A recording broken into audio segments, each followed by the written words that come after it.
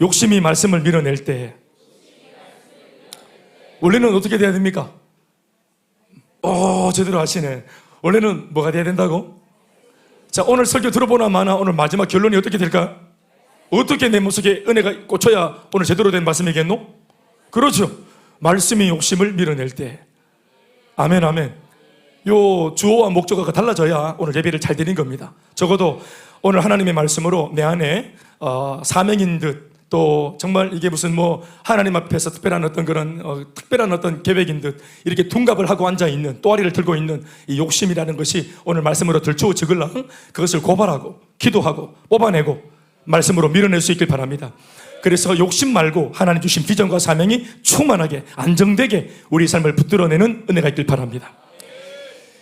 오늘 본문에 나오는 두 왕이 있습니다. 두 왕은 남유다의 여호사밧 왕과 북이스라엘의 아합 왕입니다.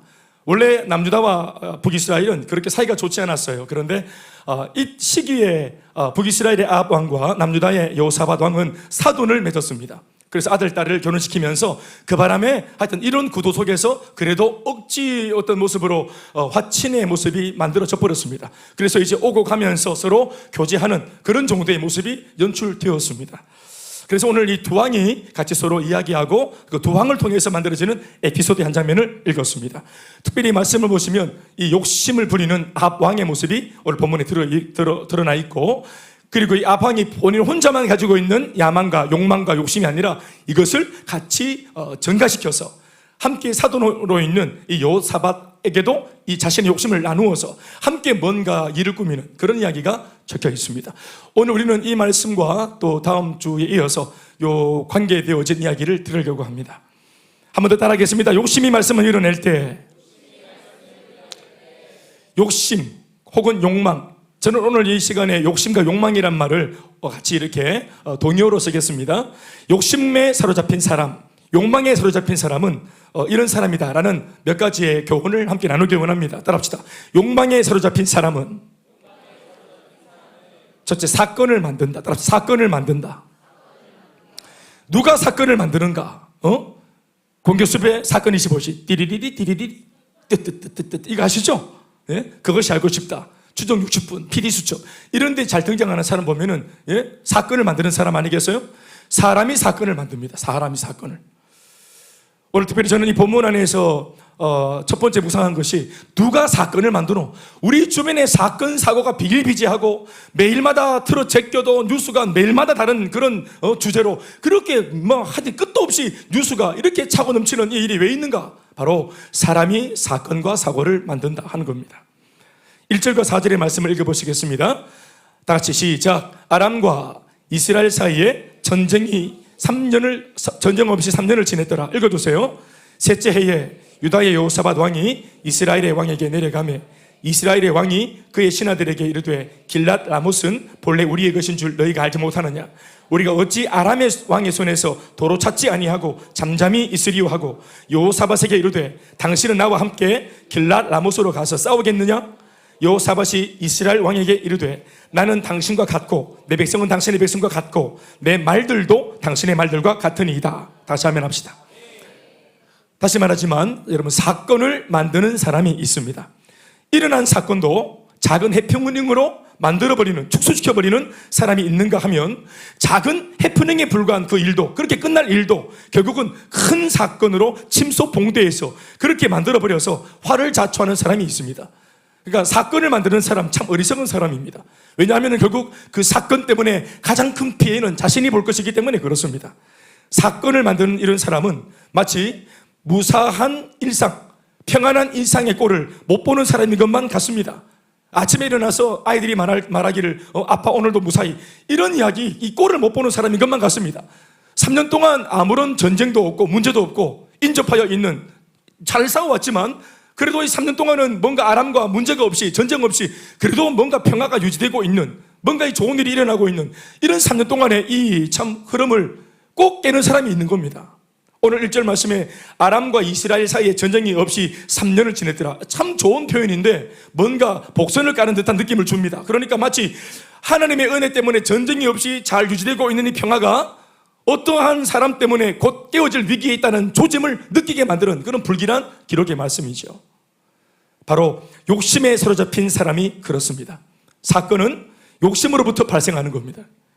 평소 길랏 라못이라고 하는 아주 군사적으로 교통적으로 또 뭐 여러 가지 면에서 굉장히 요충지인 이 길랏 라못을 소유하고 싶은 욕심이 있던 차에 이 아합 왕이 자기 사돈인 여호사밧 왕을 만나자 아합은 여호사밧을 자신의 욕심을 이루는 일에 동원할 수단으로 여깁니다. 특별히 2절과 4절에 있는 말씀 보시면은 본인 안에 있던 원래 욕심이었어요. 원래 본인 안에서 늘 입맛을 다시던 그런 어떤 야망과 욕심이었는데 마침 사돈과 함께하는 자리에서 여호사밧 왕을 딱 만나자마자 그날이 기회다 싶어가지고 자신 안에 은큼하게 가지고 있던 이 야망을 함께 나누고 고백하고 이와 같이 공유를 시켜서 남유다에 있는 이 모든 또 군사들을 같이 일으켜서 자기 욕심에 동원하고 오려고 하는 이런 생각들을 한 겁니다. 욕심이 가득한 상태로 사람을 보니 그 사람을 있는 그대로의 모습, 온전한 사람으로 보지 못하고 자신의 욕심을 이루는데 필요한 도구와 수단으로 보게 되는 것입니다. 아합 왕이 여호사밧을 볼 때 사람과 이스라엘 사이에 전쟁이 없다고 한 그 3년은 진짜로 평화로운 3년이 아니라 실제로는 아합의 욕망이 자라나고 있었던 3년이었습니다. 은큼한 3년이었어요. 그러니까 아합 말고는 물론 모든 사람들은 다 평화로운 3년을 보내고 있었습니다. 그런데 아합 왕은 3년 내내 전쟁이 없었지만, 물리적인 전쟁은 없었지만 마음속으로 계속해서 쿰쿰하게 은밀하게 이 길랏 라못에 대하여 야망과 욕망이 피어오르고 있던 그런 3년이었습니다. 전쟁 없이 지내온 두 나라의 사이의 3년은 얼마든지 진정한 평화의 3년일 수 있었고, 심지어 그 평화는 3년이 아니라 30년도, 어쩌면 400년도, 300년도 될 수 있었지만 결국 이 야망을 가지고 욕심을 가지고 있는 아합 한 사람의 욕심이 구체적으로 사건이 되면서 하루 사이에 환경과 상황은 달라져 버리고 맙니다. 이것은 뭐 이 상황의 이야기만 아니라 우리의 가정도, 부부 사이도, 우리 회사도, 우리 직장도, 사업도, 공동체 셀도 마찬가지입니다. 언제나 하나님의 은혜 때문에 잘 되고 있고 평안이 있고 서로 갈등이 없고 잘 이렇게 지내고 있는 이 세월이 이게 참 축복인데, 이것을 두고 보지 못하는 사람이 꼭 있어요. 이게 어색하고 이걸 괜히 붕탕질하고 싶은 그런 일에 쓰이는 사람, 꼭 사건을 일으키는 일에 쓰이는 이상한 사람이 꼭 있습니다. 여러분 아니길 바랍니다. 아멘 아멘. 오늘 막 땡 잡았다. 오늘 내 남편이 이 말 들어야 되는데, 오늘 내 마누라가 이 말을 들어야 되는데, 내 아가 꼭 우리 집에는 문제예요. 하나님, 오늘 내 아가 귀가 열리게 도와주세요. 우리 셀에 특별히 그 집사님 오늘 귀가 열리게 도와주세요. 이런 분 있는지 모르겠습니다만은 내게 주시는 말씀으로 받으시기 바랍니다. 이스라엘은 오늘로 말하자면 하나님 나라를 상징하고 또 구체적으로는 오늘의 교회 공동체를 의미하는데, 이런 관점에서 볼 때 오늘 이런 장면, 나 부끄러운 장면이 아닐 수가 없습니다. 교회와 세상이 똑같은 3년의 시간을 보내는 동안, 그러니까 이스라엘과 아람 말이죠. 영적으로 해석하자면 교회 공동체와 하나님을 믿지 않는 이방 나라죠. 세상이죠. 그러니까 이렇게 이 사이에 갈등 없이 평화롭게 뭔가 이렇게 화해 무드가 만들어지는 그 세월이 3년이었어요. 그런데 똑같은 3년의 시간을 보내는 동안 엉뚱하게도 문제의 발단이 교회로부터 발생했다는 오늘의 보도는 민망하기 그지없는 내용이 분명합니다. 사랑하는 여러분, 우리가 몸담고 있는 우리 공동체, 이 교회가 뭐 하는 곳입니까? 우리가 정말 사랑하고 또 다니고 있는, 귀하게 여기는, 가치롭게 여기는 이 교회가 본래 뭐 하기 위해 이 땅에 태동한 공동체입니까? 정욕과 제약으로 가득 찬 세상이 사건을 일으킬 때, 너무 무지하고 하나님도 없고 늘 죄악과 야망에 사로잡혀 있는 이 세상이 일을 내고 세상이 사고를 칠 때, 교회는 그 세상 속에 들어가서 그 사건을 하나님의 말씀과 기도와 중재로 다루어줘서, 아멘, 사건을 해프닝으로 축소시켜주고 마침내 종료시켜주는 일을 하는 곳이 바로 교회인 줄 믿습니다. 그런데 세상을 바라보는 교회의 관점이 도움을 줘야 할 세상으로 보는 대상이 눈이 아니라, 교회가 세상을 바라볼 때 오히려 이용하고 약탈해야 될 대상으로 보니 교회에다가 세상을 맡겨놓으신 하나님의 마음에 큰 걱정과 실망을 드리게 되는 것입니다. 우리 주변에도 이런 부류의 사람들이 있습니다. 소위 사건을 만드는 사람. 그 사람은 늘 가만히 있지 못합니다. 무상한 꼴을 못 봅니다. 서두에도 말씀드렸지만 무엇인가 늘 결핍되어 있고 무엇인가를 항상 갈망합니다. 자신만의 길랏 라못을 만들어 놓고 항상 선망 증상에 걸린 환자 마냥 욕망의 포로가 된 채 헛된 망상에 사로잡혀 있습니다. 이 모든 것은 항상 하는 그 사람의 말을 들어보면 우리가 금방 눈치를 채게 됩니다. 사람의 말을 들어보면 항상 그가 말하고 추구하고 계획하는 것들이 말로 나오는데 그가 자주 하는 늘 해대는 말을 들어보면 이와 같다는 것입니다. 또 이런 사람은 주변의 사람들을 도구와 수단으로 보는 세속적인 인간관을 가지고 있기 때문에 항상 주변 사람들로부터 얘기를 들어보면 평가가 좋지 못하고 실제로도 그 주변에 사람이 없습니다. 최근에 우리 뉴스에 지금 회자되고 있는 그 먹방 인기 유튜버 자매가 그 남자친구한테 가스라이팅 당하고 그리고 폭거와 또 압박과 여러 가지 공갈에 시달리면서 무려 한 4년 동안 40억을 뜯겼다는 뉴스를 들은 적이 있습니다. 놀라운 게 우리가 어느 장면에 우리가 눈이 커지냐면은 뜯길 40억이 있었나. 우리 이런 게 중요하죠. 어린아가 그 어른들인데 뭐 뜯길 40억이 더 있었단 말이가 놀랄 일입니다. 여러분 그게 돈이 문제가 아니라 사람이 중요하겠죠? 고통을 당했던 얼마나 눌려서 자유함을 잃어버리고 인생을 빼앗겼던 그 공갈의 협박에 눌려있던 자매 말입니다. 그러니까 이 남자친구가 볼 때 이 자매는 자신의 욕망을 채우는 수단과 도구였습니다. 한 집에 누군가에게는 소중한 딸이 아니고 행복하게 살아가야만 하는 소중한 인생이 아니라 자기의 욕망과 욕심을 채워주는 하나의 도구와 수단에 불과한 것이죠. 욕심이 있는 사람, 자신만의 은밀한 의도를 가진 사람은 심지어 예수를 믿어도 참 불행한 성도가 될 공산이 큽니다. 신앙관이나 교회관이 세속적이다 보니 영적인 대세를 지향하는 교회의 가르침에 항상 부딪히게 되기 마련이고 영적인 결단과 행동을 하는 신앙의 사람들이 절대로 이해가 안 되고 교제도 끊어지게 될 경우 우려가 큽니다. 이렇게 막 어디 1년을 갔다 와서 선교를 이야기하고 간증을 이야기하는 사람들의 영적인 고백들을 들으면 이게 공감이 안 생깁니다. 그러니 골병드는 종교생활자로 전락해서 평생 예수를 믿어도 또 교회를 다녀도 흥미가 없고 남들이 말하는 영적인 기쁨이 뭔지 행복이 뭔지 이걸 누리지 못하는 어려움에 놓이게 되는 것입니다. 그러니까 교회가 흥미가 없는 거예요. 여러분 제대로 마음을 열고 진짜 교회의 비밀한 것들을 제대로 맛보면 교회가 진짜로 재밌습니다. 예수를 늦게 믿어보신 분들 공동체의 맛을 늦게 맛보는 분들 보시면 알겠지만 진짜 좋습니다. 여러분 아멘 아멘. 그러니까 예수를 믿은 지 얼마 되는 청년들 보면은 집에 안 갑니다. 집에 안 갈라 해요. 근데 저 모습이 뭐냐면 나이는 지금 40을 육박하고 넘어가고 이렇게 하는데 우리 집사님들도 한 50이 넘은 분들 보면은 이미 이미 기성세대가 됐는데도 불구하고 교회를 너무 좋아하고 모임을 좋아하는 걸 보면은 어떤 느낌이 드냐면 제가 어릴 때 꼭 중고등부 임원 같아요.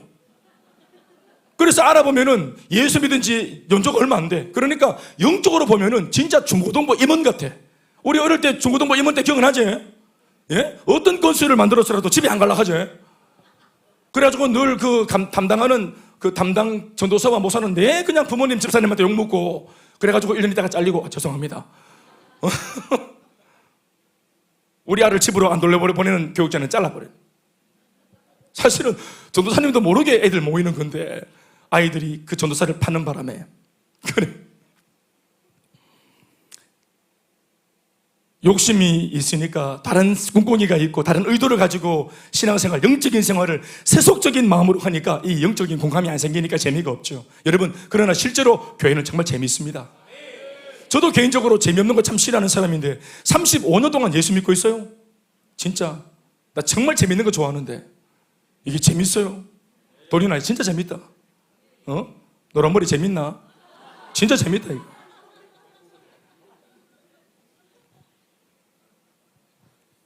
그러니 골병드는 종교생활자로 전락하고 예수님이 주시는 또 교회가 줄 수 있는 좋은 것들을 누리지 못하니까 참 불행하잖아요. 그러니까 그러지 말자는 것입니다. 아멘 아멘. 더불어 대개의 경우 이런 부류의 사람은 그것이 무엇이 됐든지 간에 반드시 크고 작은 사건에 휘말리는 어려움을 겪게 될 공산이 또 가능성이 굉장히 큽니다. 사랑하는 여러분, 성경을 보면은 우리가 별로 좋지 않아 하는, 별로 달가워하지 않는 말씀 하나 있는데 이런 말씀이 있죠. 돈이 일만하게 뿌리다. 이런 말씀 별로 안 좋아지죠? 돈이 일만하게 뿌리다. 1만 가지의 사건과 사고를 만드는 그 뿌리에 돈이 있다. 그런데 우리는 돈을 벌고 지금 열심히 돈을 벌려고 다니고 있고 그 돈이 없어서 우리 속이 상하잖아요. 일만하게 뿌리가 없어서 속 상하잖아요. 그럼 이 성경에 가르치면 돈 벌지 말라는 겁니까? 그게 아니겠죠. 1만 가지의 사건 사고의 뿌리가 돈 문제, 즉 인간의 탐심과 욕망에 의해 일어나는 사건 사고라는 성경의 준엄한 경고를 가벼이 듣지 않기를 바랍니다마는 아멘. 그러나 예수를 믿어도 경제생활을 해야 되고 사회생활도 해야 되고 우리 역시도 세상의 경쟁 구도 속에서 여러 가지 사건과 상황을 직면하게 되는 것은 당연한 이치입니다. 그러니 더욱 그 어떤 일을 설계하고 처음으로 시도할 때 반드시 내 마음속 은밀한 동기를 하나님 앞에서 정직하게 묻고 아멘. 그리고 자문하고 하나님의 지도와 도우심을 구해야 함이 옳은 줄로 믿습니다. 욕심으로 사건을 만드는 인생이 아니라 은혜를 따라 사건마저도 잠재워버리는 그런 사람 될 수 있길 바랍니다.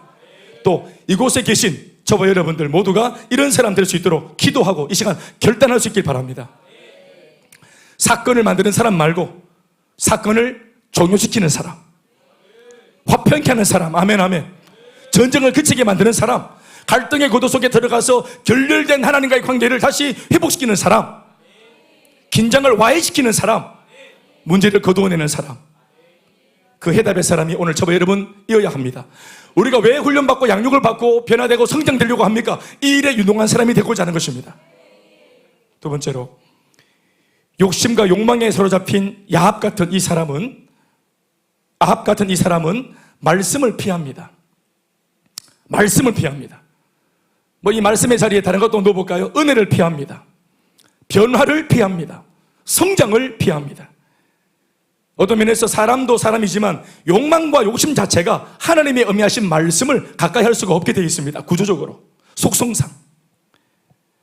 전쟁을 일으키자 하는 아합 왕의 제안에 그래도 신앙이 있었던 여호사밧은 일을 착수하기에 앞서 하나님의 말씀을 듣고 이 일에 대한 하나님의 뜻을 구하고자 역으로 제안을 합니다.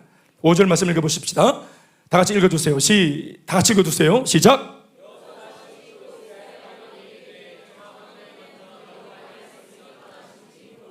따라합시다. 먼저 여호와의 말씀이 어떠한지 물어봅시다.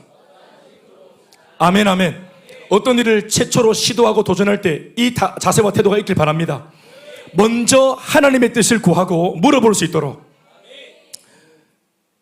이에 당연하다는 듯이 아합 왕은 선지자 400명을 한자리에 모아놓고 길랏 라못 프로젝트에 대하여 견해를 묻습니다. 그러자 400명의 선지자들은 질문이 끝나자마자 400명 모두가 일시에 이구동성으로 왕의 계획을 찬성하고 지지하면서 이 모든 왕의 계획이 하나님의 뜻에 정확하게 부합한다고, 좋은 일이 일어난다고 소위 기란 예언을 늘어놓습니다. 6절 말씀 시작. 이스라엘의 왕이 이에 선지자 400명쯤 모으고 그들에게 이르되 내가 길랏 라못에 가서 싸우랴 말랴. 그들이 이르되 올라가소서. 주께서 그 모든 성읍을 왕의 손에 넘기시리이다. 참 아멘하면 참 좋겠습니다. 그리고 아합 왕이 이러한 메시지를 사실 은근히 바랬습니다. 왕으로부터 월급을 받는 월급 받는 이 400명의 선지자들입니다. 400명의 목회자가 이런 정도로 한 목소리를 냈다면 이것은 이른바 대세라고 해야 할 입장이며 이미 확증된 여론이라고 봐도 무방한 상황이 만들어진 셈이죠. 400명 정도가 목회자가 같이 막 대동단결하고 한 가지의 목소리를 내면서 모두가 같이 왕을 축복해주고 머리 안수해주고 막 격려해주면은 정신이 아득해지죠. 막 돌아가죠. 아주 그냥 내가 세운 계획인데 이렇게까지 참 주의 종들이 찬사를 보내주니까 은근슬쩍 자기가 기대했던 것보다 더 마음에 담대함이 배짱이 생길 수 있겠죠. 완전히 서로 속고 속이는 짜고 치는 고수도 됩니다.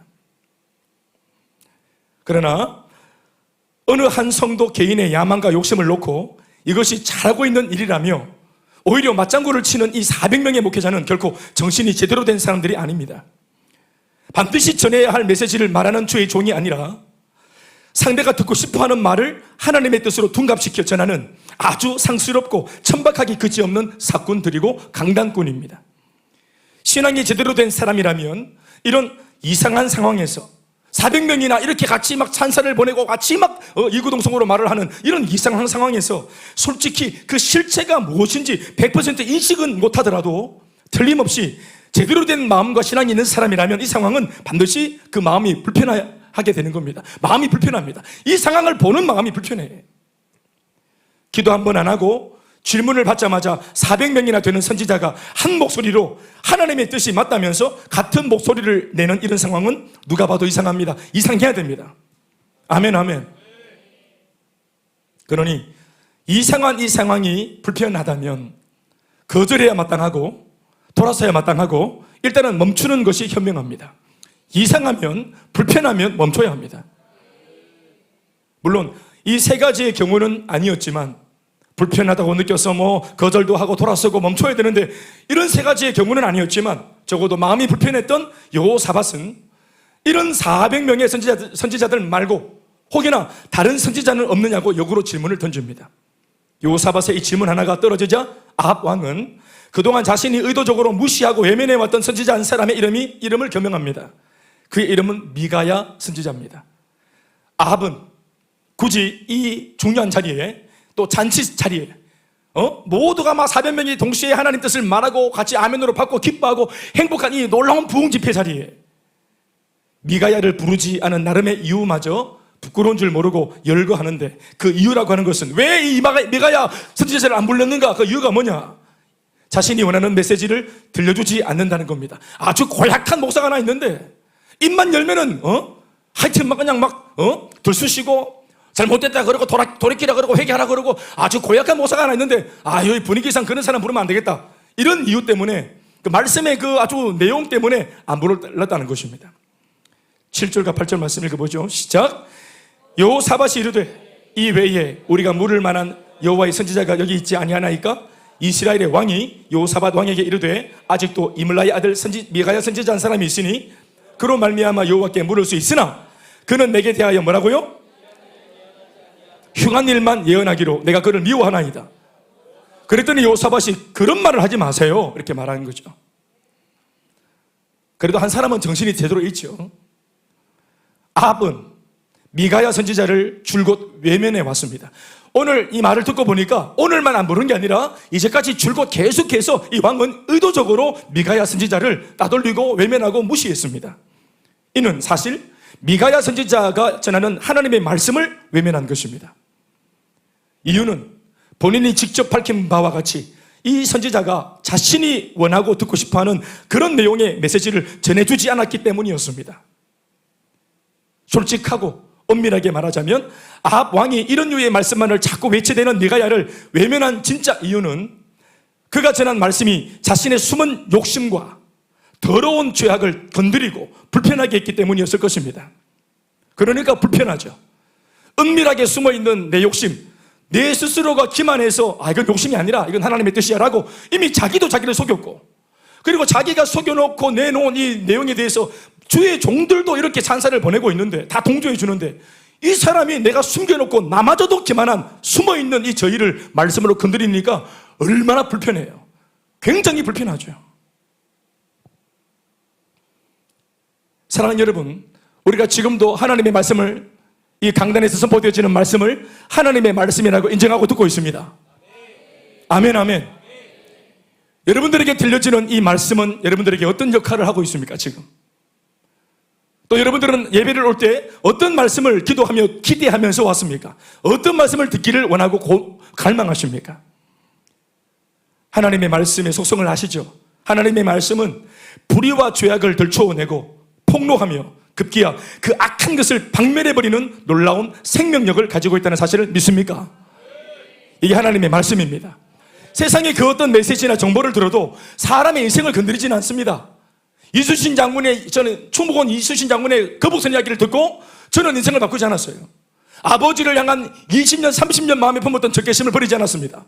내가 속에 웅크리고 잡고 있던 은밀한 나의 그 야망이나 어떤 못된 마음들을 버리지 않았고 회개하지 않았습니다. 내가 죄인이라는 사실을 인정하지 않았습니다. 그러나 의미하신 하나님의 말씀이 들려올 때 저와 여러분들은 그 말씀 앞에서 내가 죄인인 것을 인정했습니다.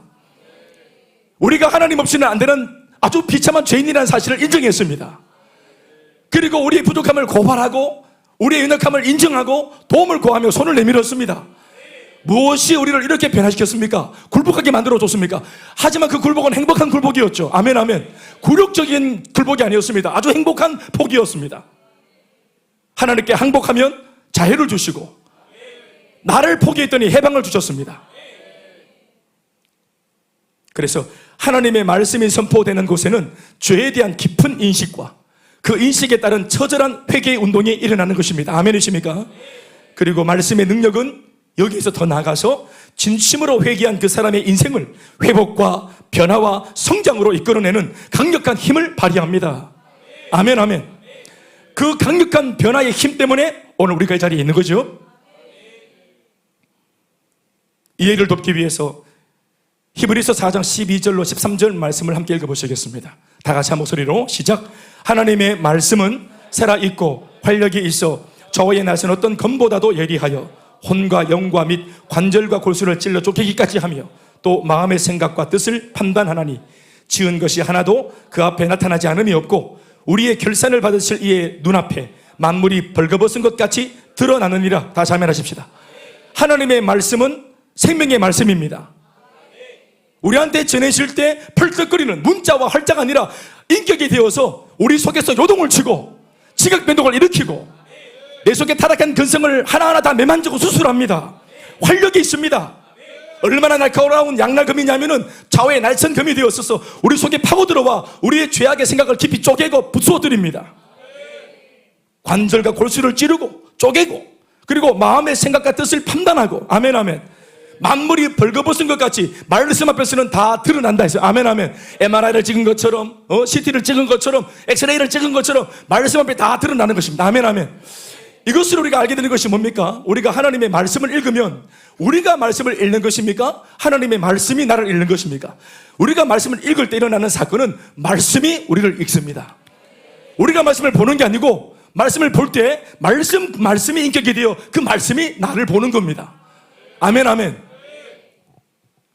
우리가 말씀을 자주 대해야 될 이유가 그것입니다. 내가 읽는 것처럼 내가 덮었다가 폈다가 묵상했다가 내가 쥐었다 폈다 할 것처럼 보이지만 실제로는 하나님의 말씀이 주도권을 가지고 우리를 잡았다 하는 것입니다. 아멘 아멘. 아마도 미가야 선지자가 전했던 하나님의 말씀 역시도 그 당시 이런 능력을 발휘하지 않았을까 생각을 할 때 아합은 미가야 선지자가 두려웠을 것이 분명합니다. 할렐루야. 이런 두려움이 깃드는 것이 좋은 것입니다, 여러분. 겁을 내면서 오는 겁니다. 말씀 앞에 따라합시다. 겁을 내며 오는 것이다.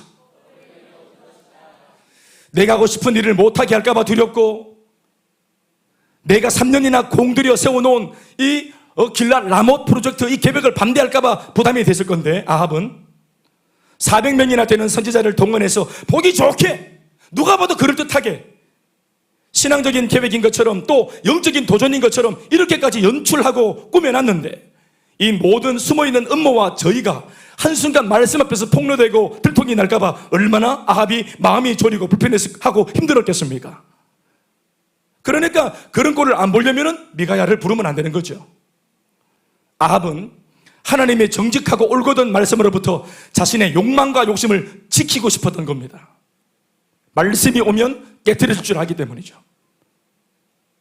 어떤 면에서 미가야를 못 오게 하는 이 아합의 이 생각을 우리가 좀 들여다보면은 말씀, 제대로 된 말씀이 들어오면은 자기의 욕망과 야망이 깨트려진다는 것을 알았다는 것 자체가 그래서 미가야를 안 부른 것 자체가 이 사람 말씀의 능력을 아는 사람 같아요. 어때요? 안 그렇습니까? 두려워할 줄 아는 그래서 두려우니까 못 오겠다. 그래도 이 사람 제법 말씀에 대한 어떤 인지가 있는 사람 같아요. 느낌에는 불편하게 만드는 말씀 나를 몸살나게 만드는 말씀 나를 격동하며 고민하게 만드는 말씀 진짜 사실 인간적으로 볼 때는 별로 그렇게 유쾌한 상황은 아니죠. 오늘 여러분들은 당당하게 이 자리에 와 앉아 계시네요. 아합은 하나님의 정직하고 올곧은 말씀으로부터 뭐를 지키고 싶었다 했습니까? 자기의 욕심과 욕망을 지키고 싶었을 것입니다. 욕심은 그 속성상 틀림없이 의로운 하나님의 말씀을 피하게 되어 있습니다. 외면하고 무시한 것이 아니라 피하고 싶었던 것이라 말하는 게 가장 적합한 해석일 겁니다. 미가야 선지자를 못 오게 한 게 아니고 자기가 마주치고 싶지 않아서 그렇게 외면한 겁니다. 피한 거죠.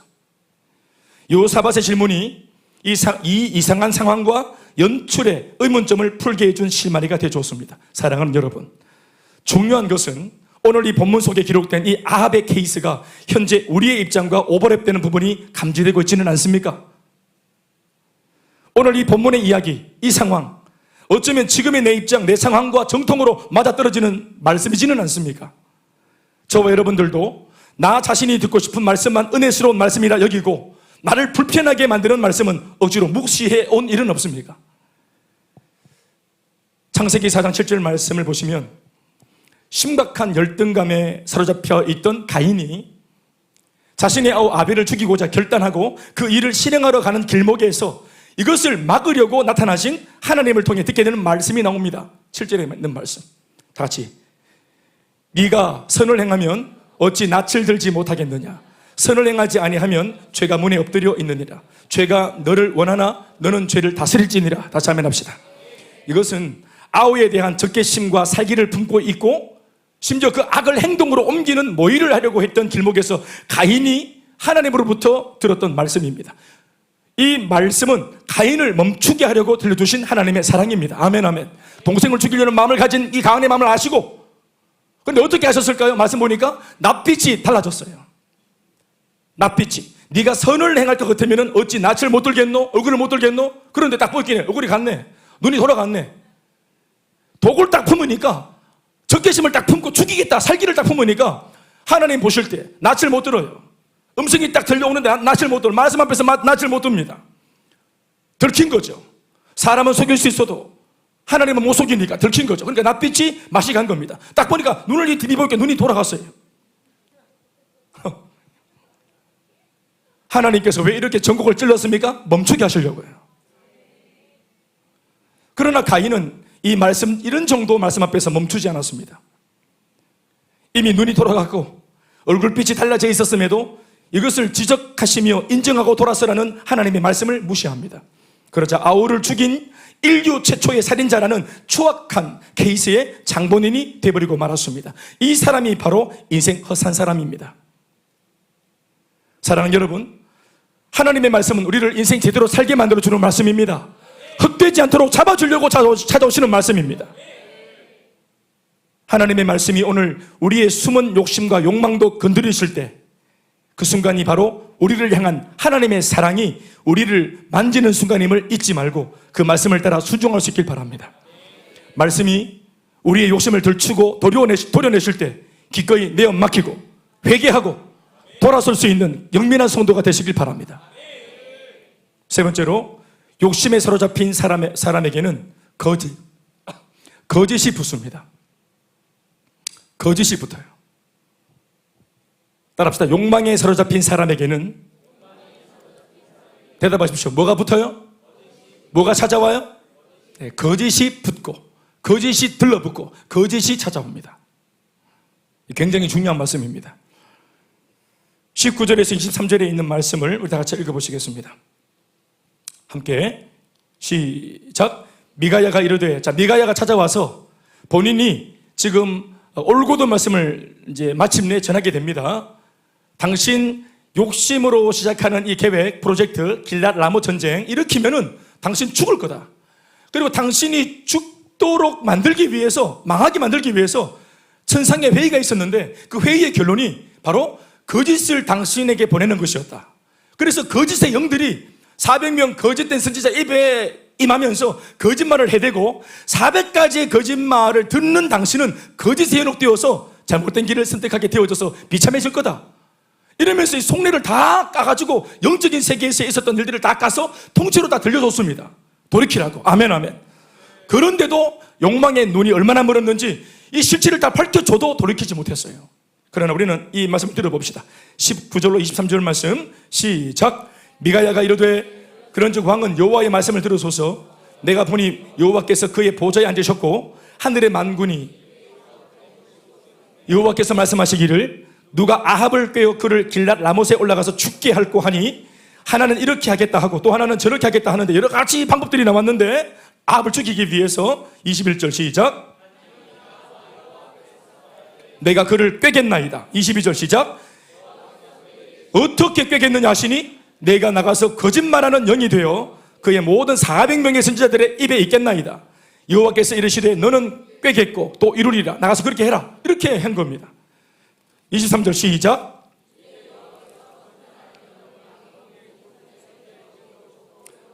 우리는 이제 400명의 선지자들이 왜 이상한 짓을 하고 이상한 말을 했는지 전말을 들었습니다. 거짓말하는 영이 그들 입에 임했기 때문에 그렇습니다. 돌아보면 아합 참 불쌍한 사람이에요. 자기 주변 전체에 400명이나 되는 소위 그래도 선지자라고 하는, 그래도 이름이 명목상 그래도 목회자라고 하는 사람이 이렇게나 들러붙어서 이스라엘 왕을 지키고 호위하고 있는데 이 보좌진 400명 전체가 거짓된 사람이었어요. 그러니까 아합이 자기가 개인적으로 부족해도 400명의 메시지를 가진 메신저들이 정상적인 발언을 하고 잡아줬으면 얼마나 정도의 길을 걸을 수 있었겠습니까? 그런데 보좌진과 참모진들이 다 거짓이었고 가짜였어요. 왠지 아십니까? 아합이 그러기를 바랐기 때문입니다. 왕이 그 거짓말을 좋아했기 때문입니다. 미가야 선지자는 자신이 본 환상을 말하면서 오늘 이 전쟁이 과연 어떤 의미의 전쟁인지 그 실체를 적나라하게 전합니다. 이 전쟁을 일으켜야지 하고 쾌제를 불렀던 아합, 이 전쟁에 대한 전쟁관, 아합이 가졌던 이 전쟁에 대한 어떤 그런 긍정적인 전망과 달리 실제로 그가 일으킬 전쟁의 실체는 그게 아니었어요. 완전히 아니었습니다. 이 전쟁 일으키면은 그냥 절단납니다. 아주 그냥. 이 계획과 프로젝트가 진행되어지면 절단납니다. 미가야 선지자가 본 환상은 소위 천상회의의 한 장면인데 영적인 이 하나님의 테이블에서 결정된 결론은 아합 왕의 죽음이었습니다. 아합 왕을 죽여야 되겠다는 것이었어요. 어떤 면에서 미가야가 계속 그렇게 하지 말라고 만류한 이 말씀만 들었으면 그 징계에서 벗어날 수 있었겠죠. 아멘이십니까? 하늘에서 이미 결정난 재판의 결론은 아합의 처형이었고 그 형집행 방법은 거짓의 영이 거짓 선지자의 입에 거하며 거짓을 말하게 하는 방식을 통해 아합이 잘못된 결정을 하고 비참한 처우를 맞게 하는 이런 모양새로 진행이 되는 것이었습니다. 다시 한번 강조합니다. 사랑하는 여러분, 욕심은 이와 같은 거짓을 부추깁니다. 욕심이 거짓을 부릅니다.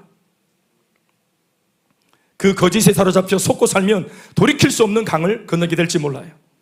원수 마귀는 우리를 속여 인생을 도둑질하는 인생 도둑놈입니다. 요한복음 10장 6절 말씀에 도둑이 온 것은 도둑질하고 죽이고 멸망시키는 것뿐이요 내가 온 것은 양으로 생명을 얻게 하고 더 풍성히 얻게 하는 것이라 했습니다. 아멘이십니까? 예수 그리스도가 진정한 인생의 주인으로 오셔서 우리 삶을 돌보는 분이시고 달콤한 강명한 천사로 찾아와 가문의 설로 우리를 속이는 이 인생 도둑놈 마귀는 도둑놈이에요. 아멘 아멘. 거짓에 속으면 다시 오지 못할 소중한 인생과 소중한 시간들을 도둑맞게 되니 그로 인해 인생은 비참해지는 것입니다. 이와 같은 욕심을 막아서는 안전장치인 하나님의 의로운 말씀을 멀리하니 그 자리에 있는 거짓이 깃들 수밖에 없는 것입니다. 사랑하는 여러분, 거짓이 아니라 말씀을 가까이 하시기 바랍니다. 때로는 가까이 하기에 부담스럽고 좀 불편한 말씀이라도 그 불편한 말씀이 나를 살립니다. 여러분 생각해 보세요. 조금 불편하고 내가 살 수 있다면 생명이 중요하지 않습니까? 내 인생이 중요하지 않습니까? 내 가정이 중요하지 않습니까? 조금 속상하고 기분 나쁘고 불편하고 내 가정을 지킬 수 있다면 그거 해야죠.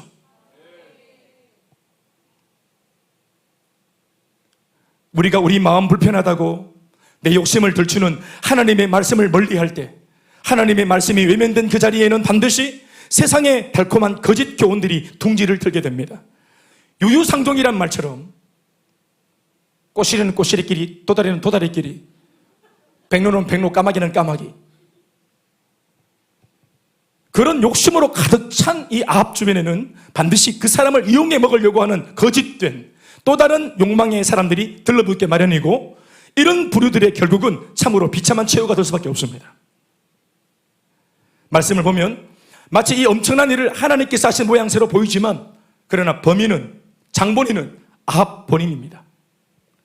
결국 이 사악하고 불의한 한 사람 아합을 심판하시고자 했던 하나님의 마음이 어떤 것이었나 하는 궁금증에 대해서는 오늘 보면 17절에 기록된 미가야 선지자의 메시지 안에서 그 해답을 찾을 수 있습니다. 한 번 더 17절 읽겠습니다. 다 같이 시작.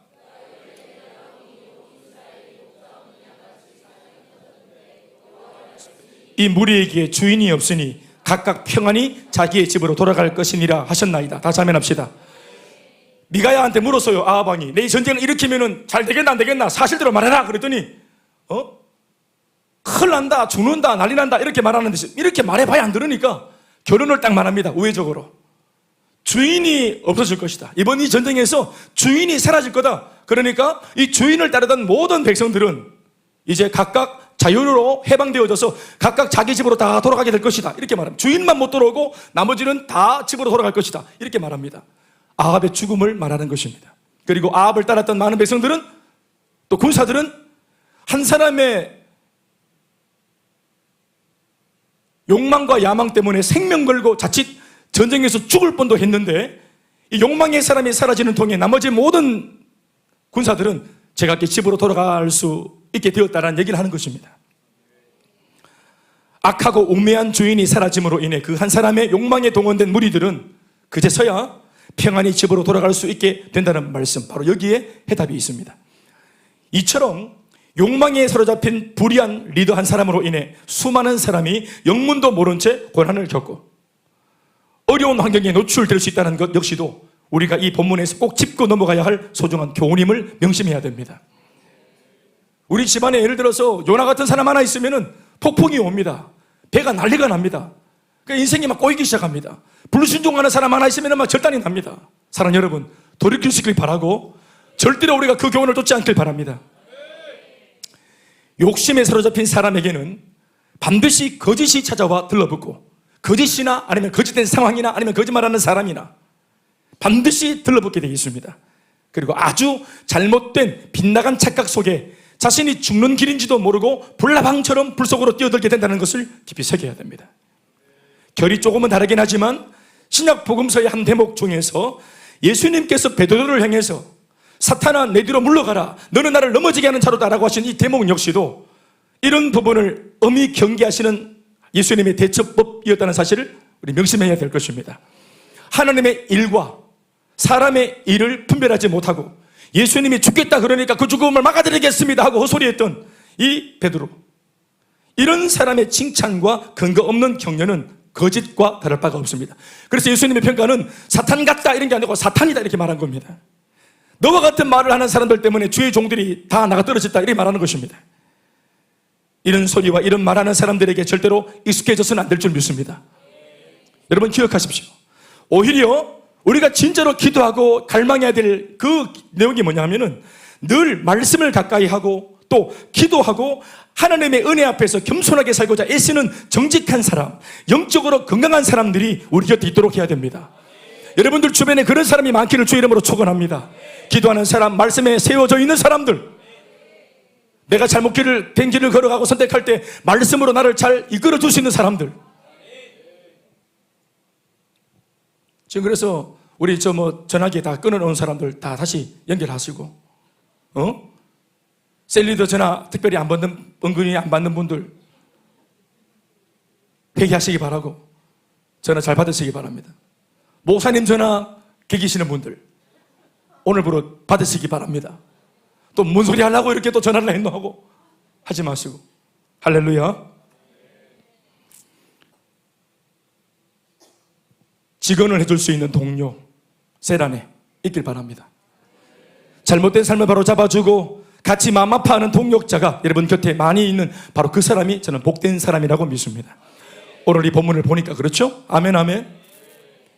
그래도 요사박 같은 사람 옆에 있어서 이런 사돈을 뒀을 때, 예? 물론 요사박도 좀 중간에 좀 이상한 사람이긴 했지만 그래도 아합보다는 나았는데 사돈 지간으로 그렇게 만난 게 우연이겠습니까? 그러니까 이쪽 사돈이 딴짓을 할 때 이쪽 사돈이 좀 도와줘서 바로 잡아주는 게 참 좋았을 것 같아요. 아멘 아멘. 무엇보다 두 사람 앞에 미가야가 말씀을 전하는 이 순간, 그 말씀이 들려오는 순간이 돌이킬 수 있는 기회였습니다. 거짓이 내 주변을 자리하지 않도록. 마지막 네 번째, 욕심에 사로잡힌 사람은 사실상 가장 큰 피해자가 됩니다. 따라합시다. 욕망에 사로잡힌 사람은, 다 같이, 욕망에 사로잡힌 사람은 가장 큰 피해자가 된다. 아까도 읽었던 본문인데요, 미가야가 정직히 아합 왕에게 이 사건의 실체를 말하는 그 대목입니다. 16절로 18절에 있는 말씀을 우리 참 읽어보시겠습니다. 같이 한 목소리를 읽어주세요. 시작. 왕이 그에게 이르되 내가 몇 번이나 네게 맹세하게 하여야 네가 여호와의 이름으로 진실한 것만 내게 말하겠느냐. 그가 이르되 내가 보니 온 이스라엘이 목자 없는 양같이 산이 흩어졌는데 여호와의 말씀이 이 무리에게 주인이 없으니 각각 평안히 자기의 집으로 돌아갈 것이니라 하셨나이다. 이스라엘의 왕이 여호사밧 왕에게 이르되 저 사람이 내게 대하여 길한 것을 예언하지 아니하고 흉한 것만을 예언하겠다 네 말씀하지 않았습니까? 여기까지 말씀입니다. 이 전쟁으로 가장 큰 피해를 보게 된 사람은 아합 왕 그 자신입니다. 여러분들이 말씀 전체를 다 들여다보면 알겠지만 아주 비극적인 최후를 맞이하게 되는데, 사실 비극적인 최후를 맞이하는 이 결론을 안 읽어도 아까도 말했지만 아합 왕이 자기 주변에 이런 사람밖에 없었다 하는 그 환경 자체가 이미 비극입니다. 얼마나 불쌍한 사람입니까? 이 사람들이 왜 거짓을 말합니까? 이 왕한테 정직하게 말하는 것을 포기했어요. 이미 포기한 겁니다. 왜냐하면 먹히지 않으니까, 이 사람이 기뻐하지 않으니까. 그래서 될 대로 되라는 식으로 그 400명의 선지자들이 거짓말을 하는 사람이었지만 이 거짓말을 통해서 아합 왕이 자꾸 걸어가면은 어떤 꼴을 당할지 그 사람들 다 알아요. 사실은 압니다. 아는데도 말려두지 않아요. 아는데도 보고만 있습니다. 진정한 공동체는 보고만 있어서는 안 되는 거예요. 진정한 공동체는 만류해야 됩니다. 유일하게 정직한 말도 하면서 배경은 진짜 사랑하는 마음으로. 이 정직한 말은 여러분 어떤 사람이 할 수 있냐면은 진짜로 그 사람을 사랑하고 책임지심과 긍휼한 마음으로 정말 도와주기 위해서 이 사랑을 배경으로 이 정직한 말을 해야 이 정직함이 역사를 일으킵니다. 사랑하는 마음이 없이 도와주고자 하는 그런 어떤 신뢰가 없이 그냥 올고든 말만 딱 던진다고 듣는 게 아니에요.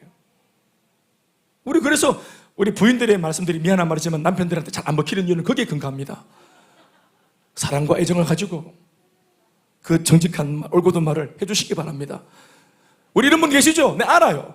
나는 목사님 보고는 막 거짓말 못해요. 바른 말 해야 돼요. 나는 막 이게 그 사람을 위해서인지 지를 위해서인지 모르겠어요. 지가 화딱질 나니까 이 바른 말 하려는지 모르겠어요. 그렇죠? 바른 말 안 하면 지가 죽어. 막 알아요.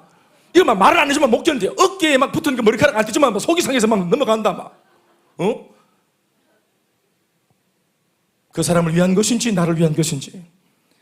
여러분 정욕적인 삶만 유혹이 있는 것이 아니라 언어도 유혹이 있습니다. 올곧은 말을 해주고 싶은 유혹, 바른 말 해주고 싶은 유혹. 바울의 가르침을 들으십시오.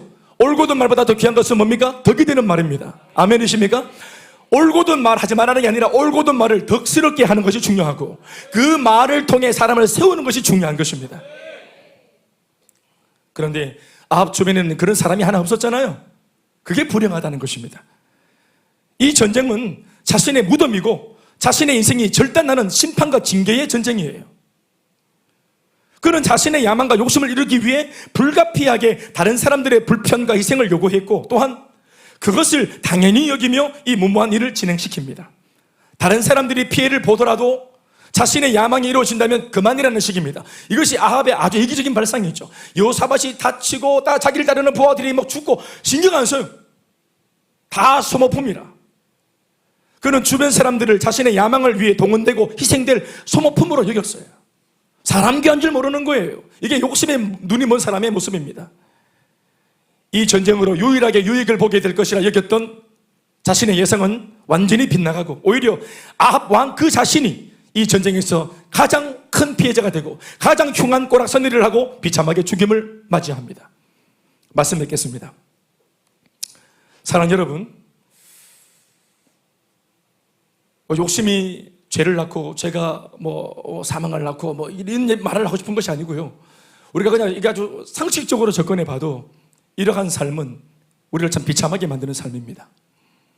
그리고 이러한 삶이 사람이 그러면 사는데 이렇게 살아야지 어쩔 수 없지 하고 어쩔 수 없다는 어떤 우리의 어떤 그런 이 넋두리로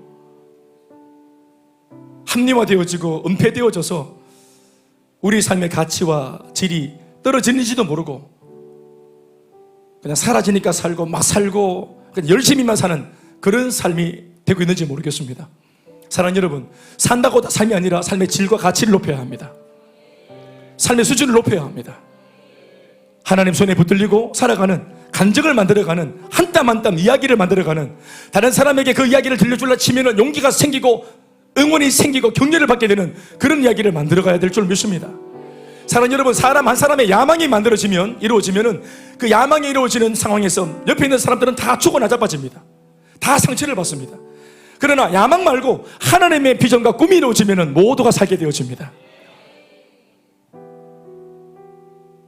내가 복을 많이 받아 잘 먹고 잘 산 이야기, 잘 태어났고 잘 살았고 복을 많이 받았고 이렇게 잘 먹고 잘 산 이야기를 나누면 사람들은 이런 얘기를 듣고 은혜 받은 사람 아무도 없습니다. 다 말은 안 해도 아유 네 팔뚝 굵다 하고 그렇게 다 아유 복도 많아가지고 그래 니 좋겠다 이래야지 도전받는 사람 없습니다. 그러나 우리의 삶에 우리가 빠져나온 구덩이를 말해주면, 우리의 삶도 만만치 않았다는 사실을 이야기해주고, 그런 환난 가운데 주의 이름 부르고 기도하며 승리했다는 이야기를 들려주면 사람들에게 소망이 생깁니다. 욕심으로 만들어가는 인생이 아니라 기도하고 받은 응답으로 만들어가는 인생, 또 그 응답으로 쓰임받고 살아가는 인생, 그 이야기를 우리의 인생에 담아야 할 줄로 믿습니다. 아합의 이야기가 아니라 오늘 우리 안에는 예수 안에서 새로운 인생이 만들어지길 주의 이름으로 축복합니다. 욕심이 아니라 사명과 비전으로 살아가는 복된 삶이 되시기를 주의 이름으로 축복합니다. 박수 하시겠습니다. 살아계신 하나님 아버지, 이 땅을 살아갈 때 무엇을 입을까 먹을까 마실까 우리가 외면할 수 없는 중요한 문제입니다. 하나님도 알고 계시고 우리 주님도 알고 계십니다. 그럼에도 불구하고 마태복음 6장 33절 말씀을 통하여 주님 말씀하시기를, 그런즉 너희는 먼저 그의 나라와 의를 구해라. 무엇을 마실까 입을까 먹을까 이 모든 것은 너에게 주님이 더하시리 하신 말씀을 기억합니다. 염려하지 마라. 한날 괴로우면 그날이 족하니라. 내일 일은 내일 맡기라 하신 아버지의 말씀을 믿습니다. 우리 안에 욕심이 삶을 주도하지 않도록 도와주시옵소서.